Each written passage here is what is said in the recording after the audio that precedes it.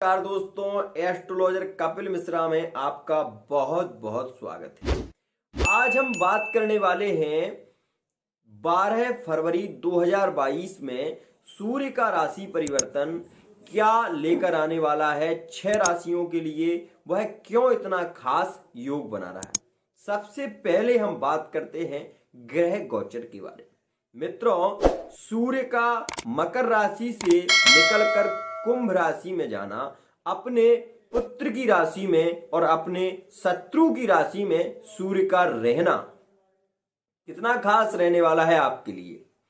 आज मैं 6 राशियों के बारे में विशेष चर्चा करने वाला हूं और यह भी बताने वाला हूं कि उनके वैवाहिक जीवन में, उनकी लिव रिलेशनशिप में और उनके नौकरी और व्यापार के योग, साथ ही साथ संतान सुख की प्राप्ति किस प्रकार से होगी। तो सबसे पहले बात कर लें राशियों के क्रम में मेष राशि के बारे में। मित्रों, गोचर से यदि देखें तो सूर्य सिद्धांत से देखें तो यदि आपकी मेष राशि है तो मेष राशि का स्वामी मंगल होता है।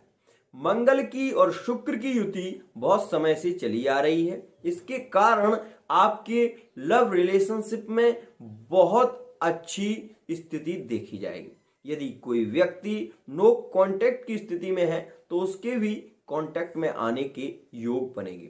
यदि आप इस महीने में आपके लिए श्रेष्ठ योग यह भी रहेंगे कि यदि आपका विवाह अभी नहीं हुआ तो 13 तारीख, 17 तारीख और 28 तारीख में विवाह के प्रबल योग रहने वाले हैं। साथ ही साथ ये भी बता दूं कि व्यापार के आपके योग, व्यापार में यदि आपने कोई व्यापार अभी नया प्रारंभ किया है तो वो इतना ध्यान रखिए कि व्यापार जो हो वो चलायमान स्थिति में होना चाहिए, उससे आपको बहुत लाभ होगा। साथ ही पार्टनरशिप पे आप बिल्कुल विशेष ध्यान दें, यह आपके लिए नेगेटिव स्थिति रहेगी। यदि किसी पार्टनर के साथ में आप व्यापार करने वाले हैं तो वो कौन सी राशि का नहीं होना चाहिए, मैं बता देता हूं। वृश्चिक राशि का नहीं होना चाहिए और कन्या राशि का नहीं होना चाहिए, ये विशेष ध्यान रखिए।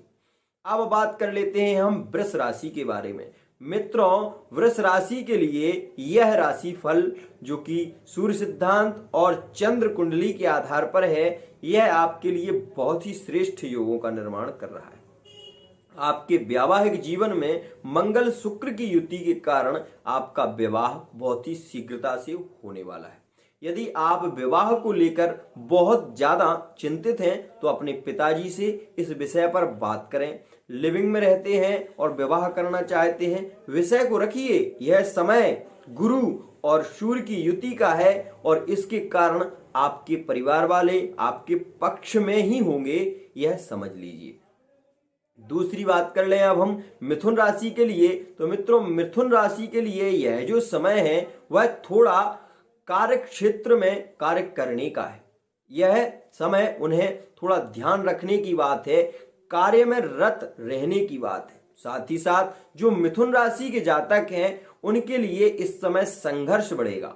प्रेम जिससे वो करते हैं वह कहीं ना कहीं उन्हें टालेंगे, मतलब दूरियां उनसे बनाने की स्थिति भी बनेगी। परंतु इनके लिए खास बात यह भी है कि इस महीने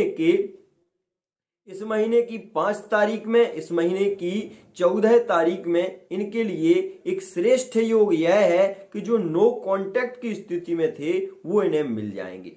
साथ ही साथ इनके व्यापार में वृद्धि होगी और एक स्थिति इनके लिए नेगेटिव है जो कि इनकी पत्नी जो है वो इनसे थोड़ी सी नाराज और थोड़ी सी, मतलब ये समझ लीजिए कि थोड़ा सा इन दोनों में प्रेम की कमी इस महीने देखी जाएगी। कुछ बात को लेके वो इनसे ज्यादा नाराज भी रह सकती हैं। अब हम बात कर लें कर्क राशि के बारे में। मित्रों, कर्क राशि के जो जातक हैं उसके कर्क राशि के लिए यह जो फरवरी का महीना है यह श्रेष्ठ साबित होगा। इनके सुख समृद्धि के बारे में, इनके वैवाहिक जीवन में भी इन्हें सुख देखने को मिलेगा। संतान से विशेष प्रेम की स्थितियां बनेंगी और संतान प्राप्ति के योग भी इन तारीखों में रहने वाले हैं, जो कि हैं जो कि रहने वाली है इनके लिए तारीख 15 तारीख, इनके लिए तारीख रहने वाली है 23 तारीख और इनके लिए 28 तारीख में संतान प्राप्ति के योग बहुत विशेष रहने वाले हैं, तो यह भी ध्यान रखें। व्यापार के लिए, नौकरी के लिए यदि यह प्रयत्न करते हैं तो एक बात का अवश्य ध्यान रखें, भगवान भोलेनाथ को बेलपत्री सोमवार को अवश्य चढ़ाएं, आपके शीघ्रता से नौकरी के योग भी बनेंगे।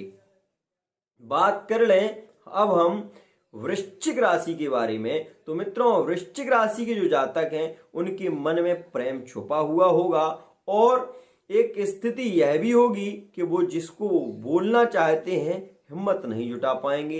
एक तरफा प्यार होगा और एक तरफा प्यार को लेकर ही ये बहुत ज्यादा टेंशन में रहने वाले हैं। लेकिन अब ये स्थिति थोड़ी सुधार में इसलिए भी है क्योंकि गुरु की युति सूर्य के साथ में बैठी हुई है, मंगल शुक्र जो कि प्रेम के कारक ग्रह हैं, तो यह किसी भी सोमवार